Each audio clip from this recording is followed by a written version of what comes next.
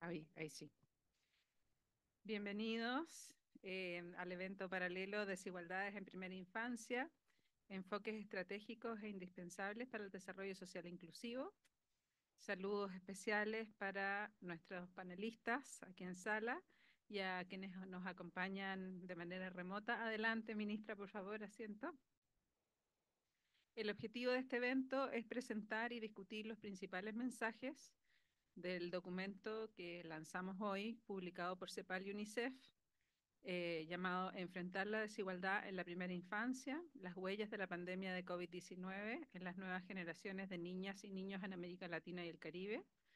El documento ya está disponible en la página web de la CEPAL y hay algunas copias físicas acá para quienes estén interesados. Y voy a darles la palabra a Alberto Arenas de Mesa, director de la División de Desarrollo Social de la CEPAL, para unas palabras de apertura. Muchas gracias, Daniela, y muy buenas tardes a todas y todos. Un especial saludo a la señora Zaida Rovira, ministra de Inclusión Económica y Social de Ecuador, para Anne-Claire Dufay, directora a cargo de la Oficina de UNICEF para América Latina y el Caribe, Gladys Cochen, experta en planeamiento de políticas educativas y de primera infancia, Magdalena Monguillo, directora social de Fundación Infancia Primero, Janine Dussart, especialista en desarrollo infantil en la primera infancia de UNICEF. Y por cierto, mis colegas de la División de Desarrollo Social de la CEPAL, Daniela Truco y Raquel Santos García. También muy buenas tardes a todas y todos los participantes que están, digamos, en esta sala de forma presencial y también, digamos, que nos siguen en este evento paralelo en línea. Es un verdadero agrado darles la bienvenida desde la CEPAL a este evento paralelo que se enfocará en las desigualdades en primera infancia, tema central para la Agenda de Desarrollo Social Inclusivo en América Latina y el Caribe. Y hoy nos reunimos, entre otras materias, para debatir y avanzar en propuestas de diseño de estrategias sobre temas tan cruciales que afectan a la primera infancia en la región. Los primeros años de vida son fundamentales para el desarrollo cognitivo, social, físico y emocional, y las experiencias tempranas de calidad son esenciales para establecer una base sólida para el futuro desarrollo personal y de la sociedad. Invertir en la primera infancia es primordialmente una cuestión de derechos humanos y también una estrategia clave para mejorar resultados sociales y económicos, tanto en el corto plazo como en el mediano plazo. La inversión en la primera infancia es una inversión fundamental, que además es la más rentable económica y socialmente, y que contribuyen a romper ciclos de pobreza y desigualdad que son tan prevalentes en nuestra región. Poner atención en la primera infancia debería ser un elemento central de toda exitosa estrategia de desarrollo social inclusivo. A pesar de los avances normativos, científicos y en las agendas y las políticas sociales dirigidas a la infancia, niñas y niños entre 0 y 8 años siguen siendo afectados de manera desproporcionada por la pobreza y la vulnerabilidad. La pandemia de COVID-19 exacerbó las desigualdades y ha generado nuevas urgencias en esta población que vive años críticos para su desarrollo. A más de 4 años del primer caso de COVID-19 en la región, es fundamental enfocar los esfuerzos en garantizar el desarrollo integral de la primera infancia y fortalecer las estrategias para reducir la desigualdad en la región. La agenda de la primera infancia es importante, la agenda de la primera infancia es urgente y está claro que la inversión realizada en la primera etapa del ciclo de vida es la acción que mejor anticipa el futuro de una sociedad. La urgencia se deriva, entre otros factores, del riesgo de que la acción pueda generar daños irreversibles en la estructura de las dinámicas de solidaridad intergeneracional. En respuesta a estos desafíos, CEPAL y UNICEF han colaborado en un análisis integral en el documento que hoy, digamos, en este evento paralelo se lanza, digamos, denominado Enfrentar las desigualdades en la primera infancia, la huella de la pandemia de COVID-19 en las generaciones de niñas y niños de América Latina y el Caribe, y que participó como coordinadora Raquel Santos García de la División de Desarrollo Social de la CEPAL. Este informe CEPAL-UNICEF se enfoca en la salud materno-infantil y la educación en la primera infancia, ofreciendo ideas estratégicas y recomendaciones de políticas públicas. Unir los recursos, conocimientos y esfuerzos de CEPAL y UNICEF ha sido fundamental para avanzar y fortalecer en esta agenda. La sinergia entre nuestras instituciones permite no solo una comprensión más robusta de los problemas, sino también de proponer soluciones más efectivas y sostenibles. Como comunidad regional que busca avanzar en reducir las desigualdades, esperamos que podamos atraer nuevos actores y conocimientos especializados para discutir políticas efectivas que fortalecerán el diseño e implementación de acciones concretas dirigidas a fomentar el desarrollo social inclusivo de niñas y niños y sus familias. Estos debates son cruciales para la Agenda 2030, para el desarrollo sostenible, la Agenda Regional de Desarrollo Social Inclusivo y serán clave para la próxima y segunda Cumbre Mundial para el Desarrollo Social en 2025 de Naciones Unidas. Trabajando juntos podemos avanzar en el desarrollo de políticas públicas que aseguren que todas las niñas y niños en América Latina y el Caribe tengan la oportunidad de alcanzar su pleno potencial, así como en la construcción de un relato para compartir e integrar a quienes no están en esta sala y no están conectados y que tienen un importante poder de decisión en las políticas públicas en nuestra región. Muchas gracias.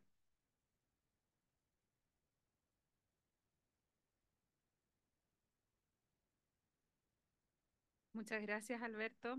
Como mencionamos, este es un esfuerzo conjunto con la Oficina Regional de UNICEF y desde Panamá le doy la palabra para sus palabras de apertura a Anne-Claire Dufay, directora regional de la Oficina UNICEF Lacro. Adelante, Anne-Claire. Buenas tardes, ¿me escuchan? ¿Me escuchan bien? Sí. Gracias. Bueno, quisiera agradecer la presencia de todas y todos, en especial de la ministra de Inclusión Económica y Social de Ecuador, Saída Rovira, y el director de la División de Desarrollo Social en CEPAL, Alberto Arenas de Mesa. Y con el debido respeto a los protocolos establecidos, es para mí un honor acompañarlos en el lanzamiento de este informe. Es el producto de la excelente colaboración entre nuestras dos instituciones, CEPAL y UNICEF. Y es un placer trabajar con un equipo tan brillante. Nuestro reconocimiento a Daniela Truco y Raquel Santos García por la coordinación de este ambicioso trabajo. Esta colaboración es de gran importancia para UNICEF, considerando nuestro mandato de acompañar y apoyar a los gobiernos a garantizar los derechos de todos los niños y todas las niñas, incluido el derecho a un desarrollo óptimo. Unir esfuerzos para esta agenda conjunta debe basarse en la evidencia más actualizada y relevante, ya sean datos sobre la situación de la infancia o las lecciones aprendidas, tanto en nuestra región como en el resto del mundo. Por ello, reitero el compromiso de UNICEF a seguir trabajando con socios estratégicos como la CEPAL para asegurar que esta evidencia sea identificada, analizada y difundida. De este modo, los gobiernos pueden tomar las medidas y decisiones informadas más apropiadas a favor de la primera infancia. El valor de este reporte lo podemos ver a través de la experiencia de Luisa, una maestra de un centro de atención y desarrollo infantil en Costa Rica. Ella compartió: pensé que no iba a lograr estar con una máscara en clase, pero me equivoqué. Las niñas y los niños se divierten y aprenden mucho en clase.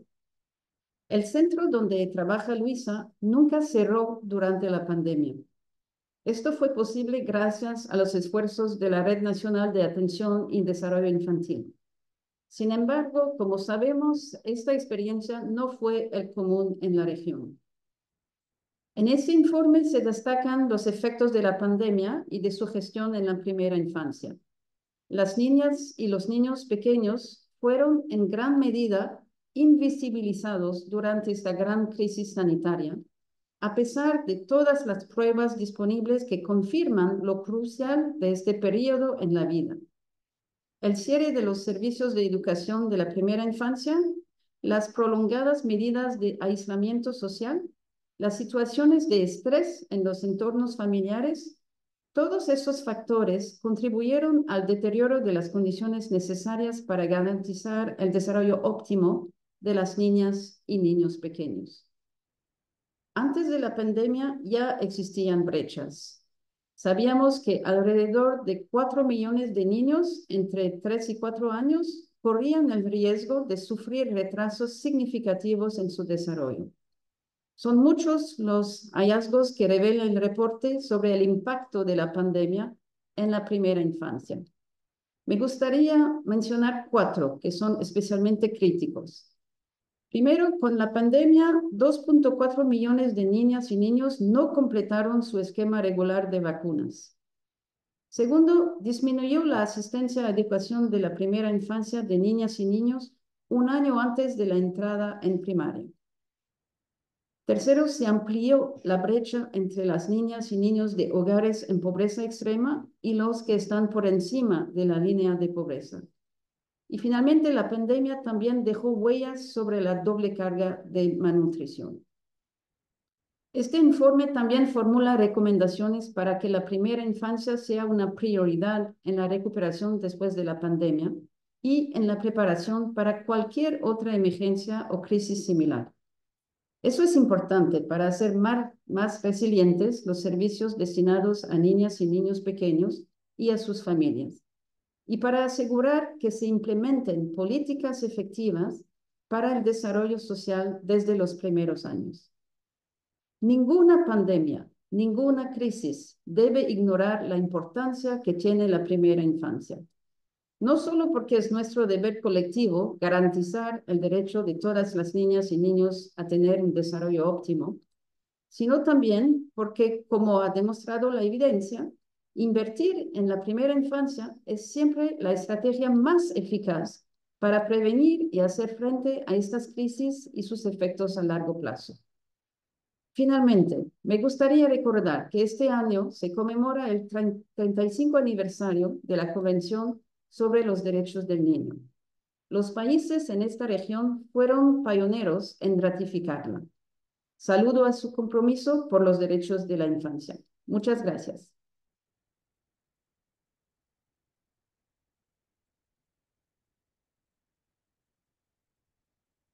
Muchísimas gracias, directora. A continuación, vamos a dar inicio a la presentación del reporte y estará a cargo de Raquel Santos García de la División de Desarrollo Social de la CEPAL y Yannick Tussart de la Oficina de UNICEF Lacro, encargado del área de educación, de desarrollo infantil temprano. Muchas gracias. Gracias, Daniela. Buenas tardes a todos y todas. Muchas gracias por todos los que están presentes acá, ministra. El documento que voy a presentar ahora junto a mi colega Yannick Tussart de UNICEF, que ya se encuentra disponible en línea, es resultado de más de un año de investigación y trabajo conjunto de la CEPAL y UNICEF. Y tuvimos muchas personas que estuvieron bastante involucradas y de manera bastante profunda en esta investigación. Pablo Herrera, Grace Armijos Bravo, Alejandra Cortaza, Elisa Torres, José Florito, Mike Artes, Liliana Carvajal, Daniela Truco, Claudia Robles, María Luisa Mariño, Consuelo Farías, Daniela Uneus y muchos otros. La primera infancia es un grupo que tiene vulnerabilidades específicas, pero ni siempre está en la agenda de desarrollo económico, ¿no? A pesar de muchos avances, hitos como la Convención de Derechos del Niño, que la directora de UNICEF mencionó, los objetivos del milenio, los objetivos del desarrollo sostenible, queda en la región una deuda significativa con este grupo. Ellos aún enfrentan un acceso bastante desigual a servicios esenciales, están expuestos a violencia, a diversas formas de malnutrición, lo que cristaliza en un fenómeno que nosotros conocemos como infantilización de la pobreza, que hablaremos un poco más en detalle. Y la llegada de la pandemia fue solo una capa adicional a esta vulnerabilidad y que impactó a las niñas y a los niños en primera infancia y sus familias de manera bastante desproporcional y que quedaron de alguna manera en segundo plano. Y es por eso que nosotros quisimos realizar esa investigación. Y la presentación se divide en 4 partes, ¿no? Una justificativa, una discusión sobre por qué tener una agenda para la primera infancia. Luego, algunos hallazgos principales en el área de salud materno-infantil y nutrición. luego hallazgos que tuvimos en educación en primera infancia y finalmente algunas recomendaciones que vinculan los avances de la agenda en primera infancia en la región con estos impactos o estas huellas que nosotros estudiamos a lo largo de estos años. Bueno, ¿por qué entonces una agenda para la primera infancia? Decimos antes que nada que la agenda en primera infancia es fundamental. Tenemos que tener un enfoque en derechos y en desigualdades. La Convención de Derechos Humanos, la Convención de Derechos del Niño de 89 y la Observación General número 7 de 2006 reconoce a las infancias, incluyendo las primeras infancias, como sujetos de derecho, cuya garantía es en última instancia responsabilidad del Estado. A partir de ahí, como se crean muchas estrategias que son multisectoriales, multidimensionales, con esta idea, ¿no? Que niñas y niños no se desarrollan de manera aislada y ellas dependen de entornos que son familiares, comunitarios y sociales para desarrollarse. Sin embargo, hay una compleja red, especialmente en la región, de desigualdades estructurales, entre ellas desigualdades económicas, de condición étnico-racial, territoriales y de género, que va a dificultar la garantía de derechos de niñas y niños. O sea, las circunstancias en las que las niñas y niños en primera infancia nacen y se desarrollan son predictores de su bienestar a largo plazo y tienden a perpetuarse entre las generaciones. Invertir una agenda para primera infancia también es estratégica, ¿no? Hay una eficiencia en la inversión en primera infancia. Haciendo una referencia a la charla magistral del doctor Nicolás Barr del día de ayer, en las últimas décadas se ha fortalecido bastante este argumento económico para invertir en la primera infancia, que está basado en una evidencia científica, económica y de la neurociencia que destaca este impacto en el largo plazo. No hay ningún otro retorno a la inversión que supere lo que trae la inversión en primera infancia comparada a cualquier otra etapa del ciclo de vida. Especialmente si pensamos en niños y niñas en situación de pobreza, el retorno a la inversión va a ser en niveles altísimos de productividad y con alta reducción de costos sociales. Estas inversiones, ellas pueden romper ciclos de pobreza y contribuir a un desarrollo social inclusivo y también sostenible. Y finalmente, una agenda para la primera infancia es importante, es fundamental, estratégica y finalmente ella es urgente. Con la pandemia hubo un importante aumento de las brechas para garantizar los derechos en la primera infancia. Nosotros vamos a ver que la pandemia de COVID ha acentuado estas disparidades en el acceso a derechos. En el próximo slide yo voy a explicar un poco mejor ese punto, ¿no? Como ustedes pueden ver en este gráfico, la región experimentó un aumento alarmante en la pobreza, pero especialmente en la pobreza en primera infancia, con tasas que llegaron a 46 y 47% en el 2020 y el 2021. Las cifras de 2022 indican que hubo cierta recuperación, llegando a niveles similares a los de la prepandemia, pero niñas y niños siguen desproporcionadamente afectados. En la región se estima que la pobreza afecta 1.5 veces más, o sea, 50% más, a las niñas y niños entre 0 y 8 años que la población general. Y estas son diferencias que han permanecido inalteradas en los últimos años para el promedio de la región. Ahora pasando a un primer set de hallazgos sobre salud materno-infantil. Nosotros en el documento resaltamos que la pandemia dejó bastante claro la centralidad de la salud en el desarrollo social inclusivo y puso en evidencia notables desigualdades en los sistemas de salud a nivel regional y a nivel nacional. Como han puesto también esta mañana en el panel sobre salud y desigualdad, los sistemas de salud de la región son bastante débiles en su estructura, fragmentados y segmentados, de tal forma que el ingreso y la capacidad de pago pueden ser determinantes para el acceso a la salud oportuna y de calidad. Y con la pandemia, como nuevas barreras han surgido, especialmente en el acceso a servicios de salud y salud materno-infantil.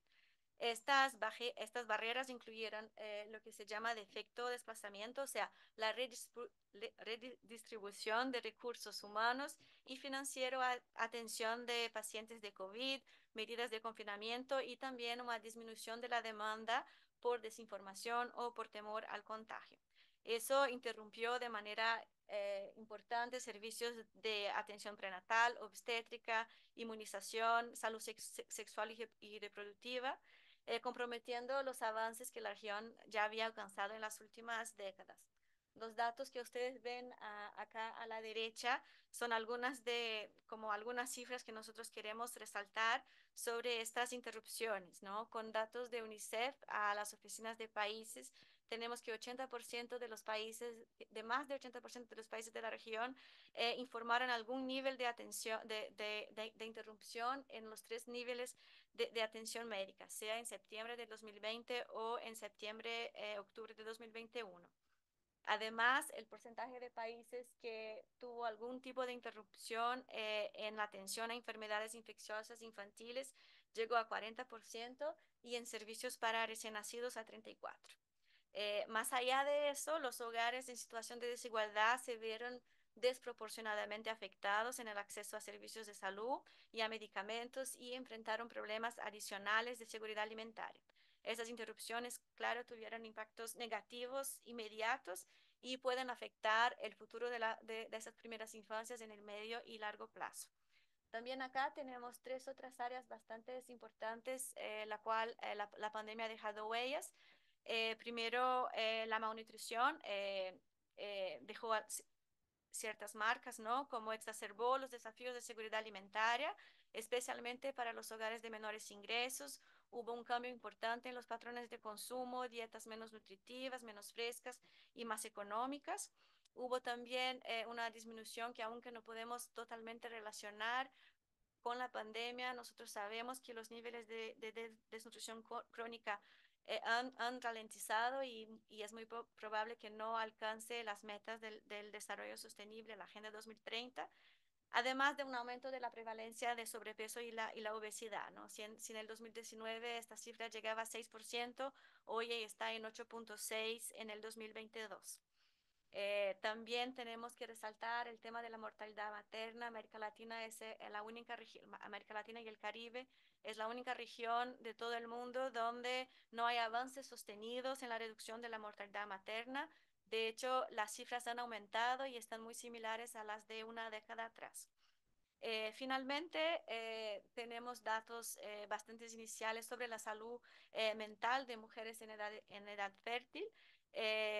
Investigaciones muy preliminares también indican haber aumentado los trastornos de salud mental perinatal, lo que puede haber desencadenado comportamientos de riesgo adicionales y aumentado la incidencia de complicaciones obstétricas. Finalmente, en el área de salud, quisiera destacar acá algunas cifras sobre la inmunización, ¿no? Nosotros decimos en el documento que este es el mayor retroceso en la inmunización infantil en las últimas 3 décadas, lo que pone en riesgo nuevas enfermedades o resurgencia de enfermedades que ya estaban controladas y que son prevenibles. La cobertura llegó a un nivel bastante alto, similar a lo de hace 3 décadas.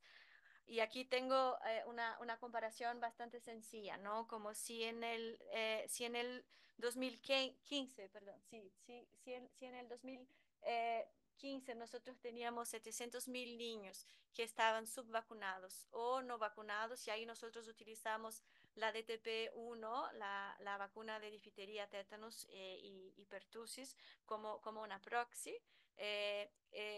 En el 2020 y 2021, 2.400.000 niños no llegaron a estar totalmente vacunados, y ahí ustedes pueden ver la diferencia entre el acceso a la vacuna al DTP1 y al DTP3, que sería como el esquema completo de vacunación.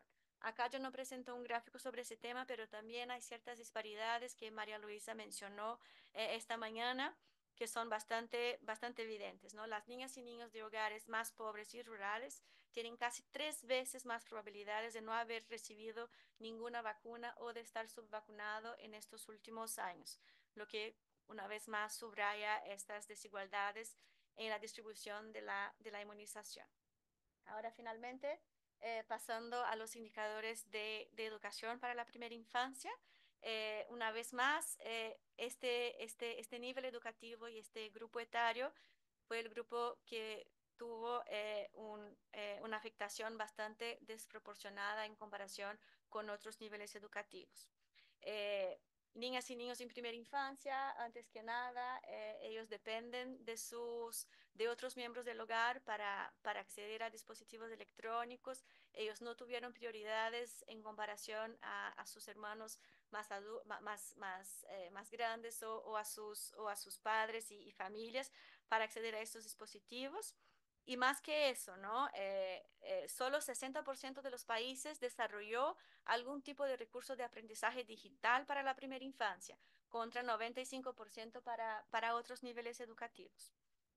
Y ahí podemos ver que los indicadores de asistencia también han sido gravemente impactados.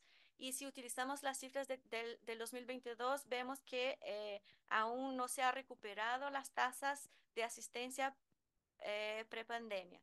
En el 2022, la mayoría de los niveles educativos ya han recuperado. Nosotros tenemos un policy brief que discute un poco ese tema, excepto la educación en primera infancia. Asimismo, las desigualdades también aumentaron y eso es un poco lo que este gráfico presenta, ¿no? Si en el 2019 la brecha entre niños de hogares que no están en situación de pobreza contra los que están en pobreza extrema, había una brecha de 7 puntos porcentuales previos a la pandemia y ahora esa cifra aumenta a 9 puntos porcentuales. Claro que es importante mencionar, y es un tema bastante importante cuando trabajamos esa educación en primera infancia, que estas cifras ellas no reflejan la asistencia diaria, que en este nivel suelen ser mucho más bajas en comparación con los niveles de matrícula. Más allá que eso, hay un tema de la falta de datos oficiales sobre la asistencia en la educación en primera infancia, más allá de la educación preprimaria o tal vez más allá de un año antes de la edad de ingreso a la educación primaria y obligatoria. Bueno, algunos otros comentarios importantes de desafíos persistentes en la educación para la primera infancia, que ahí como divido como tal vez en tres partes, ¿no? Los desafíos persistentes que ya existían en educación en primera infancia se quedaron aún más evidentes sin aumento de la inversión. Que sigue, claro, inferior a cualquier otro nivel. Nosotros sabemos que esta subinversión ella suele generar disparidades de aprendizaje desde la etapa inicial. O sea, no sé, como nosotros siempre decimos sobre la importancia de invertir desde el inicio de la educación, justamente para intentar abordar las desigualdades educativas que suelen ser mucho más exponencialmente más altas en otras etapas. Eso, claro, que pone en riesgo la capacidad de los programas de educación en primera infancia de enfrentar lo que nosotros llamamos en la CEPAL y en UNICEF de la crisis de aprendizaje. Y bueno, y aunque la pandemia puso en relieve debilidades estructurales en los centros educativos, también provocó un distanciamiento en la educación sobre estándares de calidad en los procesos, ¿no? En la educación en primera infancia siempre hablamos de calidad de estructura y calidad de procesos y el enfoque se quedó mucho en el tema de educación de calidad estructural, evaluando la infraestructura, el ratio profesor, educador, alumno, pero todo el tema de procesos educativos sobre currículum, metodologías, interacciones educativas se quedó en segundo plano y es importante volver a esa discusión. Finalmente, nuevos desafíos que nosotros podemos resaltar tienen mucho que ver con el equipo pedagógico, ¿no? La pandemia y la educación remota trajo nuevos desafíos a este equipo, especialmente las mujeres. Hubo una transformación bastante radical de las prácticas educativas, nosotros sabemos de eso, y eso puso las condiciones laborales de las educadores Eso estresó las condiciones laborales, especialmente de las mujeres que también tenían responsabilidades de cuidado, que nosotros sabemos que son bastante desproporcionales en la región. Las condiciones laborales se deterioraron.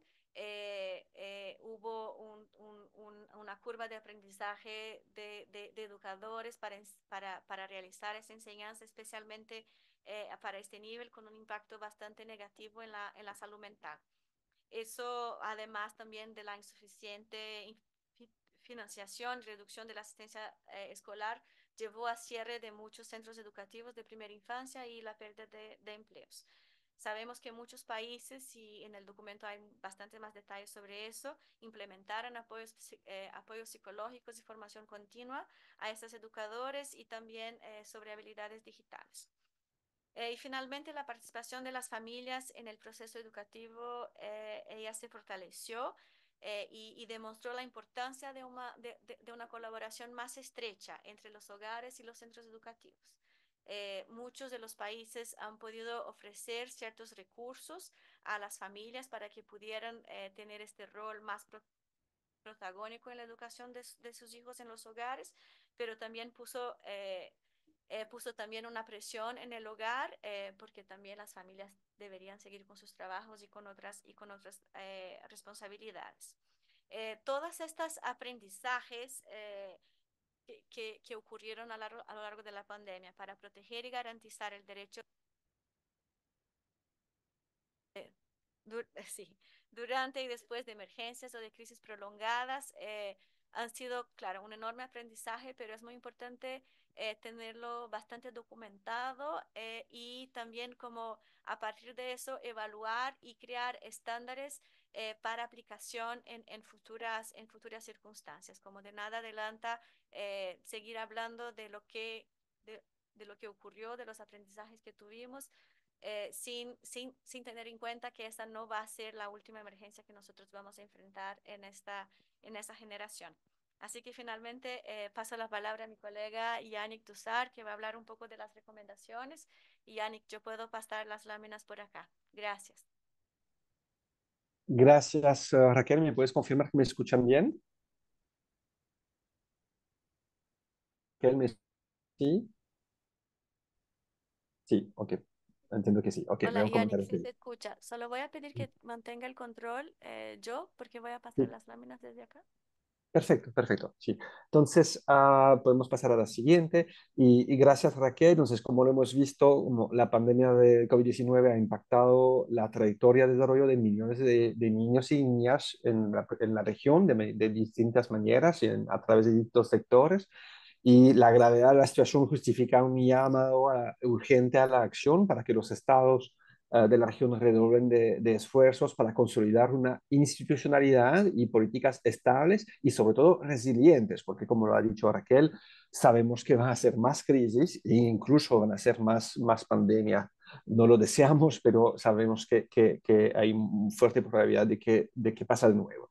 Entonces, también para garantizar una ruta integral hacia el pleno desarrollo de niños y niñas en toda la región. Entonces, para apoyar ese esfuerzo a partir de las principales conclusiones del análisis del impacto y de las carencias que la pandemia subrayó o agravó, el estudio se propuso identificar una serie de recomendaciones para ayudar a los gobiernos a definir y reforzar su ruta integral de atención. Entonces, por un lado, se centró en recomendaciones transversales, intersectoriales, recomendación para fortalecer la institucionalidad de los estados y considerando que esa institucionalidad debe basarse en una visión integral de la primera infancia, debe permitir el diseño e implementación de políticas públicas basados en un enfoque de derecho y con el objetivo de garantizar la estabilidad, la transparencia, la gobernabilidad y sobre todo la sostenibilidad de los esfuerzos. Y por otro lado, el informe propone unas recomendaciones más sectoriales, o mejor dicho, alineadas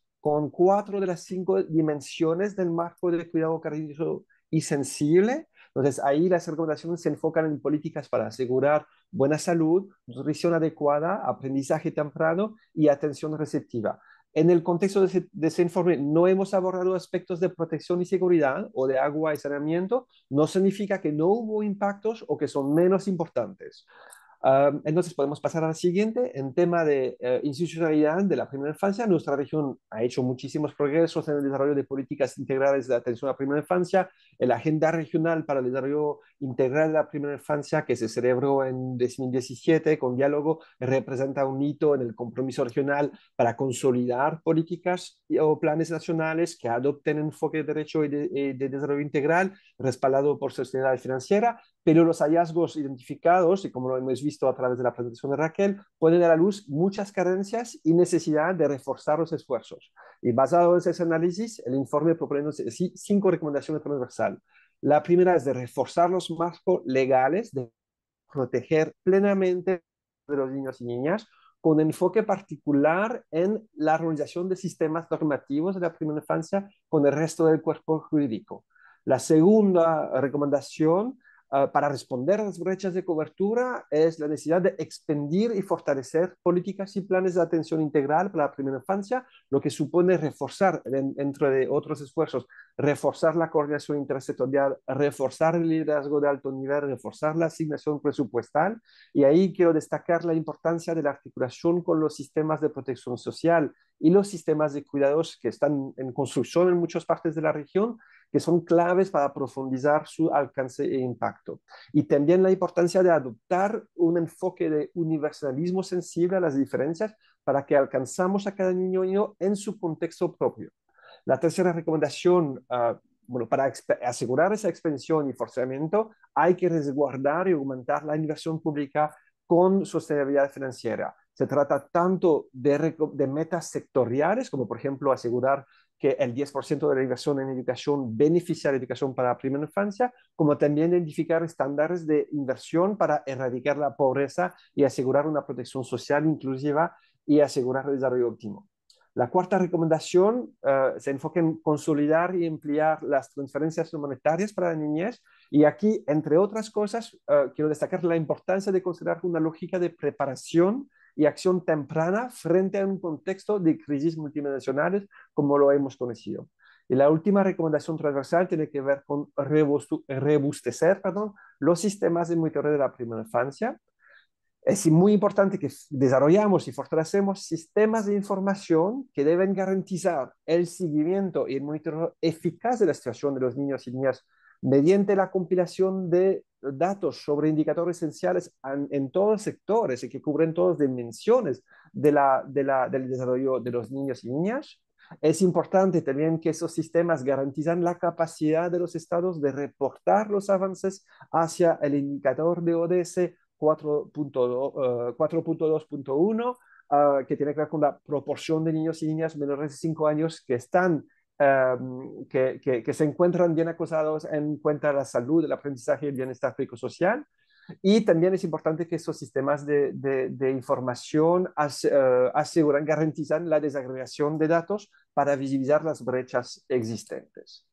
Entonces, esas son las 5 recomendaciones transversales y como lo he dicho, nos hemos enfocado también en recomendaciones más sectoriales, enfocados en políticas que corresponden a las 4 de las 5 dimensiones del marco de cuidado cariñoso y sensible. Entonces podemos pasar a la siguiente. Estas recomendaciones, por supuesto, están bastante alineadas con las recomendaciones transversales, pero están con sus especificidades. Entonces, no voy a repasar todas por la limitación de tiempo, pero voy a nombrarlas y centrarme en unas.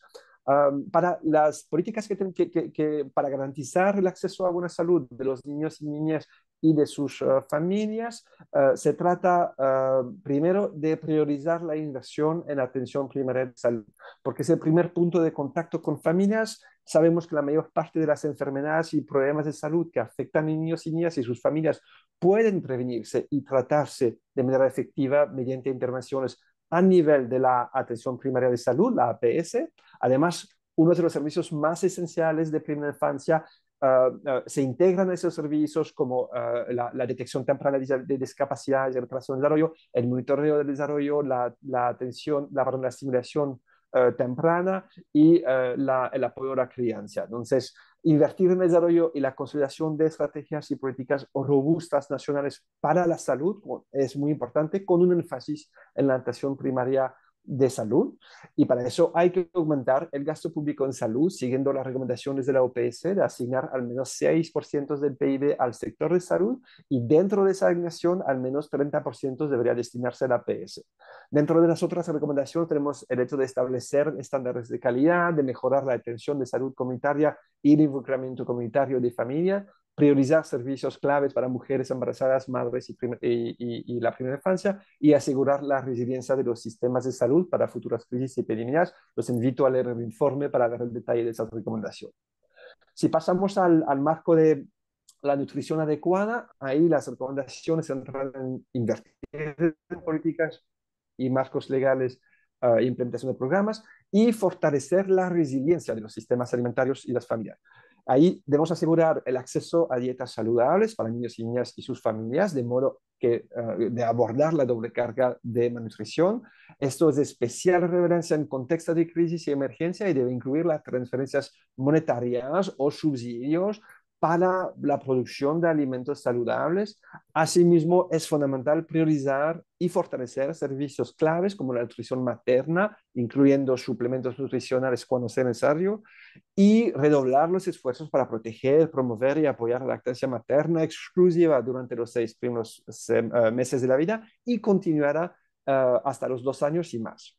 Las otras recomendaciones tienen que ver con establecer y monitorear estándares de calidad y promover la educación para la salud, la nutrición y el forzamiento de demanda de servicios. Cuando miramos al marco de oportunidades de aprendizaje temprano, la siguiente, por favor. Las recomendaciones tienen que ver con fortalecer la resiliencia de los sistemas también, asegurar la integración y sostenibilidad financiera de la educación para la primera infancia en los planes educativos. Lo he mencionado, se trata ahí de asegurar la asignación del 10% del presupuesto de educación a la primera infancia. Y se trata también de asegurar la provisión de una educación de calidad que fortalezca las trayectorias pedagógicas y las transiciones entre el hogar, los servicios de cuidado, los servicios de preprimaria y de primaria. Y eso se hace a través de distintas áreas, pero voy a nombrar dos. Currículos, asegurar como el forzamiento de currículos apropiados y relevantes que permiten un mayor contextualización a diversas necesidades, y la capacitación y tutoría de calidad para docentes, de forma que se promueve el juego y enfoques pedagógicos activos, sensibles y centrados en niños y niñas, con coherencia en esa trayectoria de aprendizaje, entonces entre los distintos subniveles. Las otras recomendaciones tienen que ver con consolidar o establecer mecanismos de aseguramiento de la calidad y promover el involucramiento multiactor, como lo ha mencionado Raquel. Se observó durante la pandemia el involucramiento fuerte de los padres y cuidadores, y hay necesidad de aprovechar de ese cambio, de esa dinámica, para asegurar ese involucramiento. Y si pasamos al marco de atención receptiva, ahí las recomendaciones tratan de ampliar la cobertura de los programas de apoyo a la crianza, fortalecer la calidad de los programas de desarrollo infantil y apoyo a la crianza, y aprovechar el ímpetu de las políticas de cuidado, que sabemos es muy fuerte en nuestra región, y ahí con el objetivo de instaurar y consolidar sistemas de políticas integrales de apoyo y cuidados, que no solo aseguran el aumento de la cobertura, pero la provisión de servicios de calidad, porque sabemos que la calidad es esencial, que sea accesible a todos los niños y niñas en primera infancia, y también para ampliar las políticas de licencias maternales, paternales, parentales y otras políticas favorables a la familia o de protección social.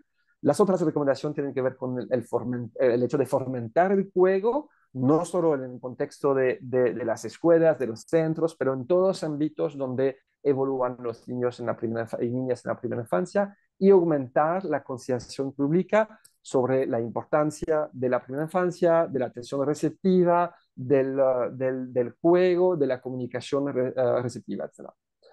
Y entonces, si podemos pasar a la siguiente, con este marco de recomendaciones que está basado en un análisis del impacto del COVID-19 y de las carencias y deficiencias que se han agravado o puesto de manifiesto durante la pandemia, Eso constituye un marco de propuestas destinadas a estimular la reflexión y la toma de decisión.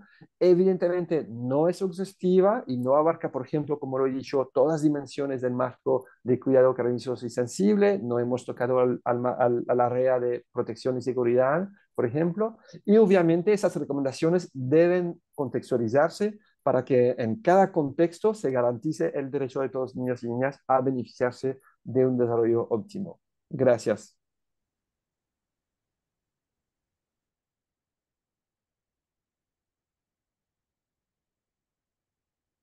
Gracias, Raquel, gracias, Yannick, por ese esfuerzo en resumir en unos pocos minutos y una presentación que le quedó muy linda, un documento que tiene bastante más información que los invitamos a leer.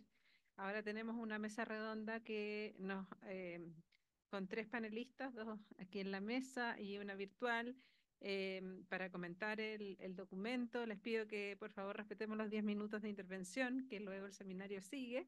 Pero tengo el honor de presentar nuevamente a la ministra Zaida Rovira, que es ministra de Inclusión Económica y Social del Ecuador, que nos ha acompañado de manera presencial estos días en el seminario. Muchas gracias, ministra, nuevamente por estar acá. Y le pedimos que aborde las estrategias nacionales renovadas para la primera infancia ante la Agenda 2030 en el Ecuador. Tiene 10 minutos. Muchas gracias.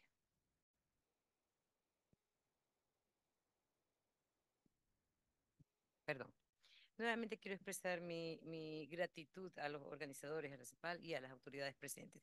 Yo sí quisiera tomarme un par de segunditos, no va a ser mucho, para presentarme, porque realmente el día de ayer se leyeron todas las credenciales menos las mías. Y las mías son muy cortitas, no tanto como la gran experiencia que tienen ustedes, así que no me voy a demorar mucho. Como ya les dijeron, mi nombre es Zaida Rovira, soy abogada y licenciada en Ciencias Sociales y Políticas. Cuento con una maestría en Derechos Humanos y Sistemas de Protección y una maestría en Derecho Constitucional. Soy mediadora acreditada por el Consejo de la Judicatura y en el área, además, soy docente universitaria en la carrera de Derecho en una universidad del Ecuador. Aparte, en la vida pública me he desempeñado siempre en el sector público como encargada del Centro de Mediación de la Procuraduría General del Estado en la región 2. Además, fui la primera vicedefensora que tuvo el pueblo del Ecuador. Fui la defensora del pueblo subrogante y ahora estoy acá con el presidente Daniel Noboa por la invitación de él para formar parte de este gabinete. Esa soy yo y quedo a las órdenes de todos ustedes. Muchísimas gracias. Vamos a hacer esta reflexión respecto de esos enfoques estratégicos y de los avances, de los desafíos que tenemos en el Ecuador en cuanto a la niñez. No quiero empezar sin hacer una reflexión muy rápida de lo que está pasando en este mundo en el que en nuestras sociedades, en donde aún persisten estas brechas de inequidades que continúan creciendo. Es esencial entonces, sobre todo, reflexionar en cómo las decisiones políticas de los estados pueden influir de manera significativa en el desarrollo de nuestras sociedades, desde sus cimientos, a través de la atención a niños y niñas. La primera infancia es una etapa crucial que sienta las bases para el desarrollo físico, cognitivo, emocional y social de los individuos. La política pública dirigida a este grupo etario no solo tiene el potencial de mejorar las condiciones de vida de los niños y niñas, sino que también puede ser una herramienta poderosa para combatir las desigualdades sociales a largo plazo. Invertir en la primera infancia significa apostar por un futuro más equitativo, donde cada niño y niña tenga la oportunidad de alcanzar sus máximas potenciales independientemente de su origen socioeconómico. Es pertinente explorar cómo las políticas de atención y educación temprana, salud, nutrición, protección social, pueden contribuir a reducir las discapacidades sociales y garantizar el pleno ejercicio de los derechos de niños y niñas. En la región, en el 2023, contamos con los datos del 2023 en la región de América Latina y el Caribe. Vemos que 4.8 millones de niños menores de 5 años sufren de retardo en el crecimiento y 0.7 millones padecen de adelgazamiento extremo. Aunque la región ha visto avances económicos y sociales, en las últimas 2 décadas la pobreza sigue afectando de manera desproporcionada a niños y niñas. Mientras que el 29% de la población general vive en pobreza, esta cifra se eleva a 42.5% para niños y adolescentes de 0 a 17 años. La realidad en el Ecuador no dista de la realidad de la región. Los desafíos que tenemos, por ende, son similares a los desafíos de la región. En Ecuador, esta situación en el 2023, perdón, los índices de desnutrición crónica para menores de 2 años fueron del 5% y del 6% para menores de 5 años. La anemia afecta al 7% de los niños de 6 a 59 meses. Además, los porcentajes de vacunación para enfermedades prevenibles como el rotavirus y el neumococo son alarmantes y han sufrido alarmantes bajas, con solo un 8% de cobertura. En términos de salud materna, la ingesta de hierro y ácido fólico de madres, así como la realización de exámenes cruciales como el VIH y el TORCH, también presentan bajos porcentajes en su cumplimiento. Sin embargo, de estas realidades, de estos porcentajes, estas cifras, que podían hacer ver como que no hemos avanzado sustancialmente, es importante hacerles conocer que venimos luchando no solamente con los efectos que en algunos casos ya son permanentes de la pandemia, sino además que enfrentamos una inseguridad tal que las políticas públicas relacionadas a la protección de niños y niñas se redobla en nuestro país, pues tenemos que garantizar, combatir de forma estructural los orígenes de la violencia que vivimos en nuestro país. En consecuencia, el norte en nuestras políticas públicas va dirigido a proteger a la niñez, no solamente para que estos crezcan saludables física y mentalmente, para que no caigan en desnutrición crónica infantil, sino además protegerlos de que no sean víctimas de las bandas delictivas organizadas. Y es una lucha que se suma a todas las que tenemos en la región. Y es un desafío mucho mayor a los que teníamos anteriormente. Hemos implementado en nuestro país políticas públicas dirigidas a reducir las brechas de desigualdad social, poniendo especial énfasis en el desarrollo infantil. Hasta el 2024, nuestros centros de desarrollo, hasta mayo del 2024, contamos con nuestros centros de desarrollo infantil y nuestro programa Creciendo con Nuestros Hijos, que han alcanzado una cobertura de 271.800 usuarios en condición de pobreza, pobreza extrema y vulnerabilidades. De esta población de pobreza extrema, la mayoría o su totalidad viven en los sectores, en los cinturones, no solo de pobreza, sino de violencia extrema, alejados de la atención y los servicios del Estado. En consecuencia, hemos llegado a una población con múltiples vulnerabilidades y hemos abierto este sistema de protección, este piso de protección muy particular para niños y niñas por las condiciones de violencia que, les repito, se suman a los demás retos que tiene el Ecuador. Hasta mayo se han cumplido con el 91.6 de nuestra microplanificación anual. Los centros de desarrollo infantil están enfocados en proporcionar un desarrollo integral a niños y niñas de 1 a 3 años de edad. En estos centros, los niños pasan 8 horas, mientras sus madres van a trabajar o a capacitarse para mejorar sus condiciones de vida. En los centros, además de contar con las educadoras y cuidadoras que propician su desarrollo integral, los niños reciben 4 alimentaciones diarias en las que se proporciona mínimo el 78% de los nutrientes para que los niños no caigan en desnutrición crónica infantil. Además, tenemos programas específicos para rescatar a los niños y niñas que ya llegan a los centros con desnutrición crónica. Eso con lo que tiene que ver con el programa de Centro de Desarrollo Infantil. Pero el otro programa del que les hablaba es Creciendo con Nuestros Hijos, que son las dos grandes estrategias que tiene el Ministerio de Inclusión Económica y Social y que articula directamente con la Secretaría Ecuador Crece sin Desnutrición, con el Ministerio de Salud y el Ministerio de Educación. La otra estrategia es, ya se las comenté en la mañana, creciendo con nuestros hijos. Aquí desarrollamos un paquete priorizado de servicios que fue implementado en nuestro país por decreto ejecutivo, es decir, por mandato presidencial.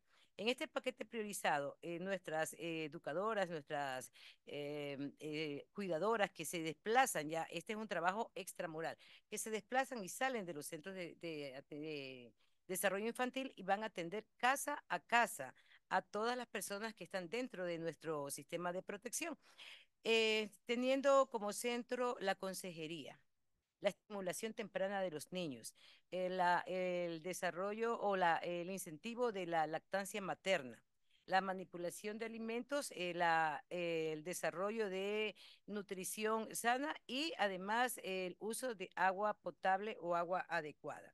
Con este programa hemos logrado llegar casi diría yo, al 91%, al 91.6% de nuestra población objetiva de cuidado, que son niños y niñas, teniendo por delante un desafío muy, muy grande, que es hacer que nuestros niños y niñas se mantengan en su peso, en su talla y que no corran el riesgo de la desnutrición crónica, que es uno de los aspectos más importantes dentro de las políticas públicas en el eje social que el presidente de la República nos ha encomendado. Como les indicaba, el tema de la estimulación temprana, el programa Creciendo con Nuestros Hijos busca generar la conciencia en las madres, familias responsables del cuidado de los niños, cuidadores y cuidadoras, de tal forma que estas personas comprendan la importancia que tiene estimular en el niño, en la niña, no solamente la parte motriz, sino además su parte emocional. Estas son profesionales capacitadas y preparadas que acuden día a día a los territorios y mantenemos este sistema, este círculo de protección con las personas dentro de los centros y también con las personas ya en territorio. Como les indicaba, para nosotros es realmente importante el tema de la protección en la niñez. Observamos situaciones similares, realidades muy parecidas, con particularidades que están siendo atendidas, asimismo con políticas muy específicas, haciendo llegar nuestros servicios, los servicios sociales a todos los sectores del país y específicamente las políticas en este momento están siendo direccionadas a esos sectores en donde la violencia recrudece y las bandas organizadas ponen en riesgo a nuestros niños y niñas. De tal forma que cada uno de los programas que hemos desarrollado tienen al centro proteger a nuestra infancia. Quiero culminar dándoles algunos datos sobre la situación también de nuestros niños en las casas de acogimiento, porque tenemos niños muy pequeños, realmente tenemos muchos niños en situación de abandono. Aquí la realidad que estamos pasando ahorita en el Ecuador es que el 45.83% de nuestros niños llegan por situación de negligencia en sus hogares, el 19.90% por maltrato, el 14.39% por violencia sexual, el 10.80% por trata, el 2.71% son hijos de madres adolescentes en acogimiento, es decir, que están la madre con su bebé dentro de nuestra casa de acogimiento. El 2.2%, perdón, el 1.97% por abandono y el 1.4% son hijos de personas privadas de la libertad. Perdón, tenemos el 0.22% de reinserción familiar fallida. Les quería comentar estos datos de la realidad de los niños que están dentro del sistema y dentro de nuestras casas de acogimiento, porque esta es otra realidad que lacera profundamente a la sociedad ecuatoriana. Estamos haciendo todo un esfuerzo por maxificar los procedimientos de sensibilización y capacitación con las juntas que emiten las medidas de protección, de tal forma que nuestros niños y niñas tengan como última opción realmente ir al sistema de protección. Sin embargo, esta sigue siendo una deuda para nuestras políticas, y quería compartir con ustedes el hecho de que estamos trabajando, por un lado, para lograr que nuestros niños y niñas tengan nutrición adecuada, que tengan agua potable que les permita complementar esa alimentación, que crezcan libres de violencia, pero también que nuestros niños y niñas tengan hogares y espacios seguros, libres de violencia y con amor. Es lo que el centro de nuestra actuación, de nuestras políticas, de nuestros programas, de nuestras estrategias. Ministra. Y todas estas las realizamos de forma articulada. Muchas gracias. Muchas gracias, ministra, por sus comentarios. Disculpe por interrumpirla. Gracias. A continuación vamos a escuchar el comentario de Gladys Cochen, que nos está acompañando de manera virtual desde Argentina. Ella es consultora experta en planeamiento de políticas educativas y políticas de primera infancia y fue subsecretaria de Planeamiento, Prospectiva e Innovación del Ministerio de Educación de la Nación de Argentina. Gladys, adelante con tus 10 minutos. Gracias. Bueno, ¿me escuchan bien? Sí, perfecto.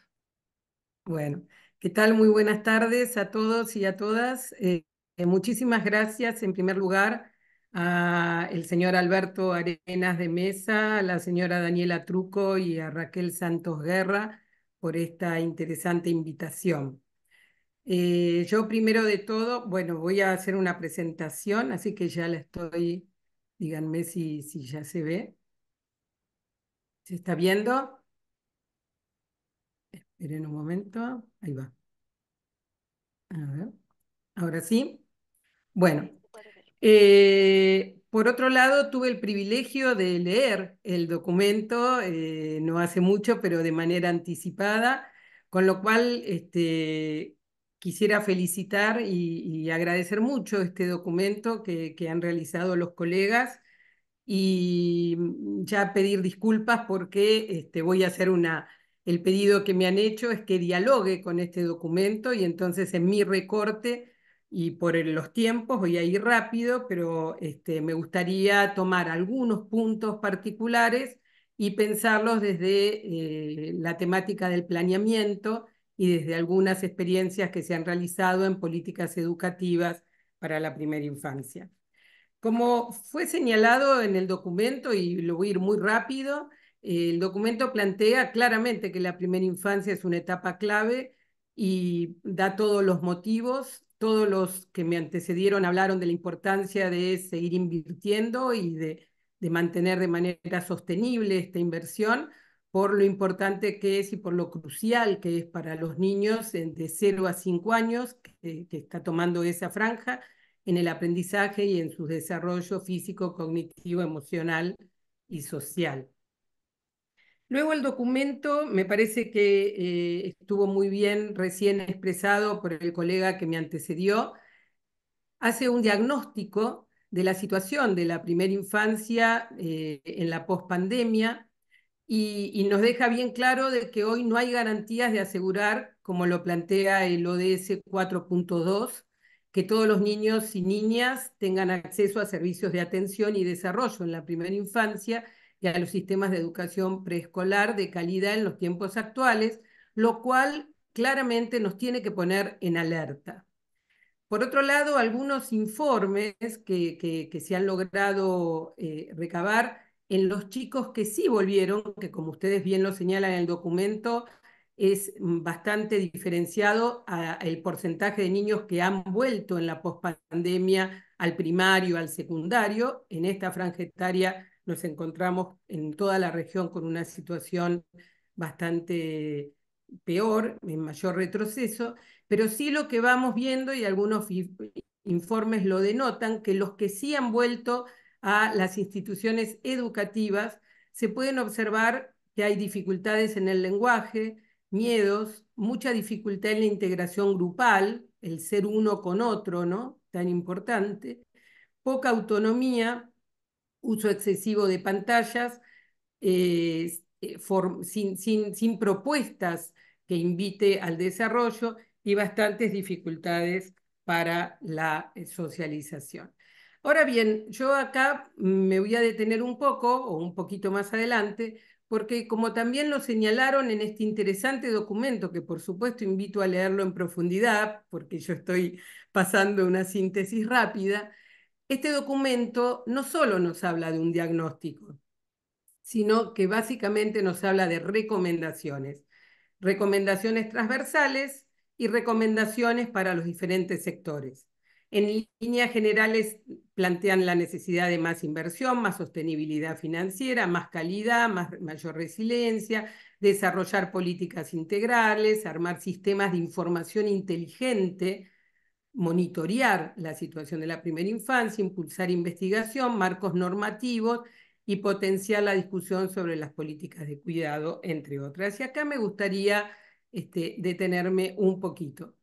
Cuando plantean recomendaciones, claramente nos están planteando un escenario de futuro.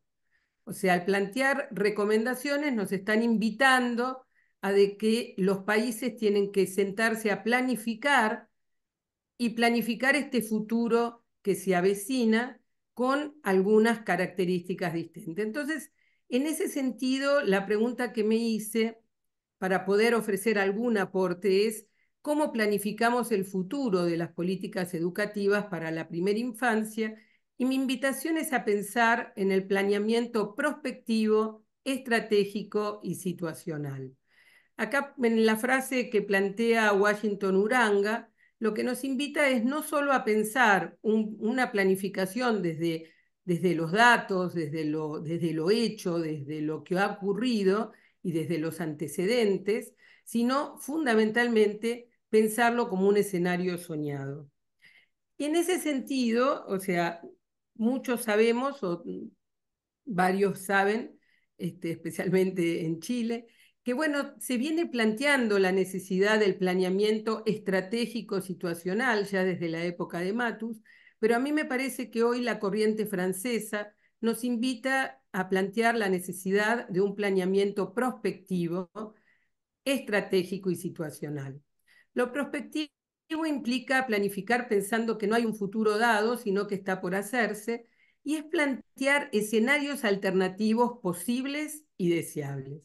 Lo estratégico es pensar que no existe una única línea de trabajo, sino que hay que desarrollar ofreciendo un menú posible de actividades para cumplir con los objetivos, sabiendo que no hay un solo camino.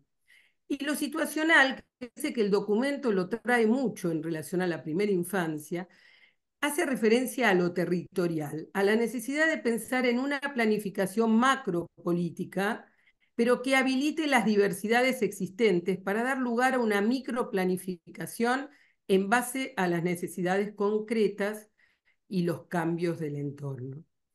En cierto modo, el texto viene a reflotar una pregunta que se ha hecho mucho respecto a la primera infancia y en especial a la educación de la primera infancia. Y es quién timonea el barco de la educación de la primera infancia, y esto también nos remonta a pensar quién invierte en las políticas de primera infancia. Entonces, en este sentido, me parece que desde lo educativo surge, y especialmente después de la Convención de los Derechos del Niño, ¿no?, que nos viene a traer esta idea de políticas integrales, en donde rompe la dicotomía entre cuidado, atención y educación. Si desde lo educativo dejamos de pensar en la primera infancia como una etapa previa al nivel primario y le damos entidad propia, es necesario o implica pensar en una educación temprana que no solo transcurre en una institución educativa o escolar, sino que claramente en toda la región la educación temprana abarca una amplia gama de actividades que se producen en una variedad de contextos y de instituciones. Entonces, en ese sentido, me parece interesante desde el punto de vista educativo y retomando lo que plantea el documento, pensar en este concepto de entorno educativo, el entorno educativo de los niños más pequeños, los niños que no transcurren la educación obligatoria en casi todos los países de la región, en donde lo que habría que fortalecer es en torno en las múltiples instituciones y espacios que trabajan para enriquecer el desarrollo físico, emocional, social, educativo y creativo de los niños pequeños en las comunidades y en especial en quienes se encuentran en situación de mayor vulnerabilidad. Las políticas públicas educativas son responsables de encontrar y promover nuevas prácticas en todos los espacios y tiempos en los que transita un niño, la familia, la comunidad, los espacios públicos, la calle, el servicio de salud, las juegotecas, los centros comunitarios y también las instituciones educativas. Si nosotros pensamos en estas políticas educativas, y como bien lo ha señalado el colega anterior, debemos pensar en la necesidad de un currículum que no solo sea desarrollado en las instituciones educativas para los niños más pequeños, sino que plantee los núcleos básicos de aprendizaje con protocolos de estándar de calidad de qué necesita un niño pequeño para que se le garantice el derecho de desarrollo y el derecho a la educación. Todos sabemos que en nuestros países, en un mismo territorio, hay un niño que concurre a una institución de educación, hay un niño de 1 año, hay otro niño que concurre a una escuela privada, hay otro que va a un centro comunitario, hay otro que lo atienden cuidadoras, hay otro que van a sindicatos, hay otros que se quedan con sus padres. Las políticas del Estado deben garantizar la educación a todos esos niños, a todos y por igual. Deben garantizarle los derechos que les corresponden a todos esos niños. Y es responsabilidad de la política pensar el cómo articular y trabajar de esta manera. Entonces, tomando en cuenta algunas de las experiencias y los programas educativos que han sido desarrollados de manera exitosos, llamémoslo, lo primero que quisiera señalar es que casi todos han tenido un enfoque de política integral. Casi todos han trabajado en la construcción de mesas sectoriales, de mesas interdisciplinarias que pudieran dar respuesta a estos niños. En la experiencia que yo he tenido coordinando formación para la primera infancia en varios países de la región, en el IPE UNESCO, hemos logrado desarrollar trabajos de formación integral. ¿Qué quiere decir esto? Destinados a aquellos responsables de la atención y del cuidado en todas las instituciones dedicadas a la primera infancia y en un territorio definido. Recordaba la experiencia de República Dominicana, donde en algunos centros infantiles podían cotrabajar de manera conjunta personas cuidadoras junto a docentes con la intención de ir profesionalizando cada vez más lo que se le podía ofrecer a los chicos. Por otro lado, la necesidad de desarrollar actividades que fuertemente eduquen y trabajen en apoyo a la crianza. Actividades para favorecer el desarrollo corporal y mejorar de manera saludable ese entorno educativo favorable a las familias. Me parece que también es responsabilidad de la educación poder apoyar a las familias en el apoyo a la crianza junto con las otras áreas de trabajo. Por otro lado, como bien ha sido señalado y como muchas veces el niñólogo Tonucci lo plantea, es necesario seguir favoreciendo el juego y recuperar el espacio público para los niños. El juego es la herramienta y es la forma en que especialmente los niños aprenden, los niños y las niñas, y no hay que desmerecerlo en relación a otros saberes que en algunos momentos aparecen.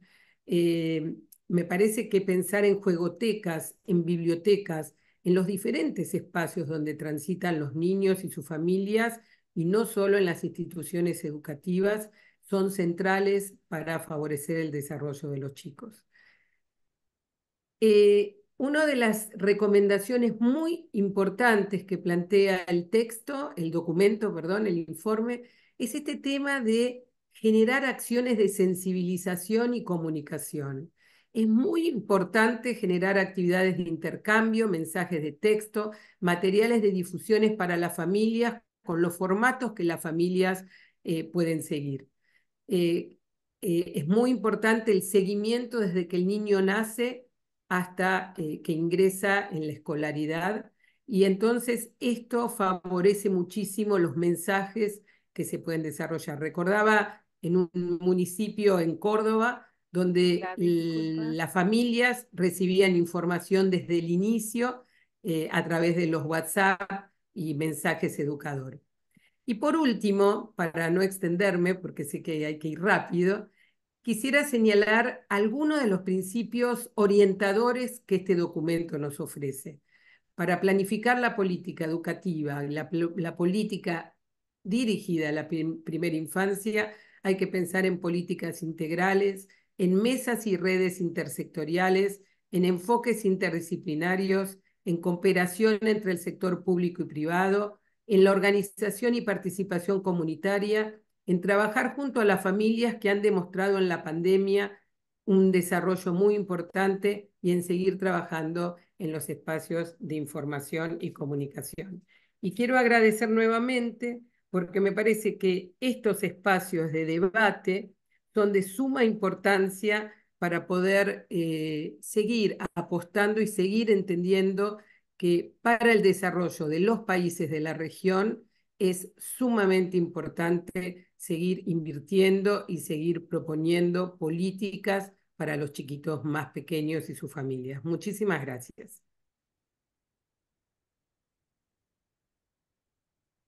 Muchas gracias, Gladys, por tus palabras y tus comentarios y por haber mirado el documento. Vamos a tener más instancias para difundir estas ideas y seguir dialogando.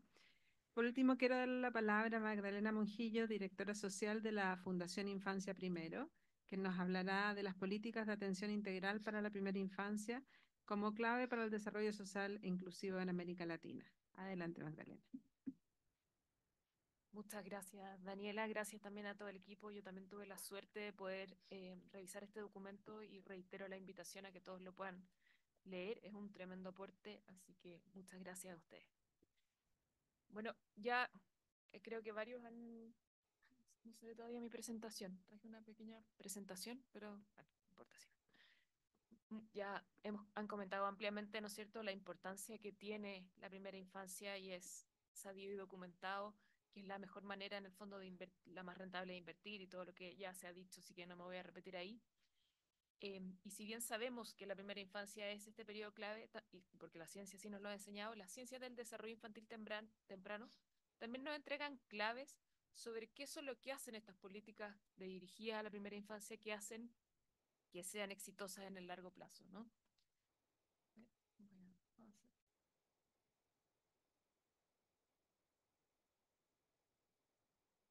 Bueno, y basándonos en lo que la ciencia del desarrollo nos ha enseñado también, y desde el Center of the Developing Child de la Universidad de Harvard, en el fondo ellos dicen que hay 3 elementos centrales que tiene que tener una política para poder efectivamente cumplir con su propósito a largo plazo, sobre todo las políticas integrales en primera infancia.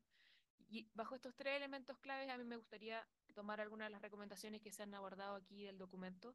Voy a tratar de no repetirme, así que voy a avanzar más rapidito para poder terminar ahí en los 10 minutos.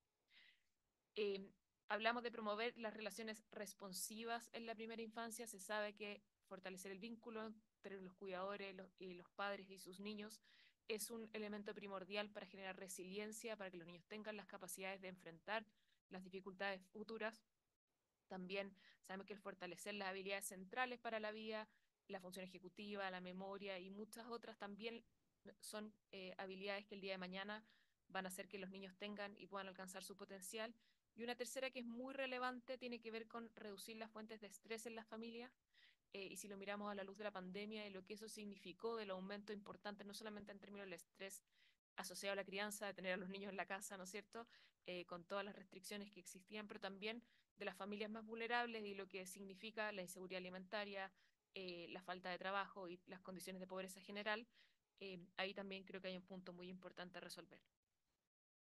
Si nos centramos en la primera, en el fondo el de fortalecer las habilidades centrales para la vida, bueno, lo comentaba también Gladys aquí recién, si hablamos de la educación inicial, lo comentaron bastante, que tiene que ser no solamente, y Raquel lo decía cuando presentó, no solamente centrarnos en la calidad estructural, sino sobre todo en la calidad del proceso educativo, de las experiencias tempranas que tienen los niños en los centros educativos y mirar la educación inicial no solamente como lo que ocurre dentro de un establecimiento educacional, como bien decía Gladys, sino en el amplio contexto de qué significa la experiencia educativa en la primera infancia y cómo se puede dar en diversos contextos, dentro y fuera de los centros educativos, también dentro del hogar. Y ahí el juego como un eje central y tratar de no escolarizar la educación en la primera infancia, sino de promover el juego como un derecho y como un eje central del desarrollo de los niños y niñas. También me gustaría como enfatizar el foco en el desarrollo socioemocional y no solamente las habilidades cognitivas, y el rol crucial que tienen en este aspecto en términos de educación inicial los educadores en el aula, pero también los cuidadores, padres, madres y todos los que están a cargo de niños pequeños, y cómo el apoyo también tiene que ir dirigido hacia todos ellos para poder lograr finalmente un cuidado sensible y responsivo, que es lo que los niños pequeños necesitan, ¿no? Si nos centramos en el segundo principio que yo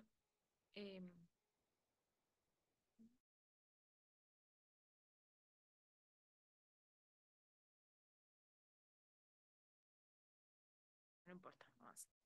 No importa, pero si nos quedamos centrados en el principio de considerar la reducción de las fuentes de estrés en las familias, eh, mucho se ha hablado aquí y me gustó muchísimo lo que dijeron como del acceso, y se toca así en el documento, universal y equitativo en las políticas y programas, pero que ese acceso es sensible a la diferencia, ¿no? Porque cuando hablamos de reducir las fuentes de estrés en las familias, especialmente en aquellas más vulnerables, necesitamos primero que nada tener un diagnóstico muy claro de a qué nos referimos, por ejemplo, con pobreza, cuáles son los focos, y tener como muy claramente los datos y los números que nos permitan focalizar las políticas. Por ejemplo, niños migrantes, no es lo mismo la pobreza rural que la pobreza urbana, y poder mirar los distintos contextos, como se hablaba, sensiblemente hacia esa diferencia. También me pareció muy interesante lo que decía la ministra del programa ecuatoriano, en el fondo, que salen a terreno, en el fondo, a buscar a las familias vulnerables, porque para poder ayudarlas, eh, necesariamente necesitamos una búsqueda activa. Esas familias son familias que generalmente no se acercan a los servicios, sino que hay que ir en su búsqueda, y probablemente ahí hay distintas instancias e iniciativas que son más efectivas, como por ejemplo la visita domiciliaria, ¿no? Versus los programas que se hacen en algún establecimiento. También cuando hablamos de reducir las fuentes de estrés en las familias, yo creo que también es muy importante que consideremos las políticas laborales de conciliación trabajo-familia que les permitan a los cuidadores efectivamente tener tiempo y poder priorizar el cuidado de sus niños, las redes de apoyo comunitarias y cómo fortalecemos y nos hacemos cargo de nutrir esas redes y los territorios, y también con un tema que tenemos bastante pendiente, que sobre todo yo creo que en Latinoamérica, que tiene que ver con el fomento de la corresponsabilidad y la coparentalidad, y incluir a los padres y sacar un poco del ámbito de la mujer el cuidado infantil y algo en el espacio más compartido. Finalmente, no sé, gracias. Finalmente, si hablamos de las relaciones, de promover las relaciones entre cuidadores y niños, y bueno, se los dije anteriormente, trabajar en habilitar a los padres para que puedan establecer estas relaciones sensibles con sus niños es el mejor vehículo para tratar de asegurar que un niño tenga una mejor trayectoria de desarrollo, y es un promotor de resiliencia muy grande. Y ahí el documento hace un énfasis importante en las recomendaciones que las políticas y los programas sean de calidad, que tengan evidencia. Y ahí a mí me gustaría como centrarme en la importancia no solamente de contar con programas de evidencia que sean efectivamente de calidad, pero también en cómo nos hacemos cargo que esos programas se implementen y se monitoree su implementación, que muchas veces es ahí eh, donde los programas se caen, por así decirlo. Y bueno, básicamente como un último punto me gustaría a mí como centrarme, yo vengo desde la sociedad civil, así que para poder terminar en el tiempo, La sociedad civil tiene mucho para ofrecer en esta colaboración de alianzas público-privadas, suele tener una llegada más ágil a los territorios, tenemos la oportunidad de poder hacer prototipos o pilotos que son más livianos, con menos burocracia, y poder reunir y evaluar rápidamente algunos datos para poderlos poner al servicio de la política. Eh, Tenemos la capacidad de establecer convenios laborales, o sea, convenios locales para trabajar, y ahí también, bueno, se hablaba harto del tema del financiamiento, como eso es un habilitante finalmente para que esto suceda. Y a modo de ejemplo, porque existen varios programas, nosotros desde Infancia Primero implementamos Crecer Jugando, que es una alianza con gobiernos locales, también lo mencionaba Gladys en su planeamiento prospectivo, estratégico y situacional, el darle cabida a los territorios y a los gobiernos locales, en este caso, por ejemplo, a municipios, y de cómo ellos articulan su oferta. Hoy está la Oficina Local de Niñez en Chile, que también ahí va a ser una importante oportunidad de ver cómo esto se articula desde ahí. Pero también la sociedad civil tiene en su poder, yo creo, mucho conocimiento y experiencia que se puede poner al servicio de esos territorios para tratar de probar, como decían, distintas estrategias, porque aquí no existe una receta única, sino que hay que abrir un pool de oportunidades para que los territorios y las familias y las necesidades de cada quien pueda tomar lo que ellos necesitan para poder cumplir con el objetivo. Eso, muy resumido, rápido. Muchas gracias.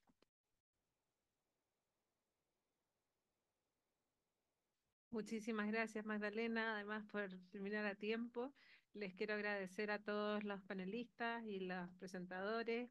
Este es un esfuerzo de trabajo conjunto que llevamos años haciendo con UNICEF en distintos temas. Este en particular eh, demoró un poco más porque significa articular miradas desde distintos sectores y que yo creo que amerita para este tema justamente tener esta mirada integral, multisectorial y multiactor, como se ha relevado en esta mesa, y los dejo muy invitados a leer el documento. Muchas gracias por estar acá.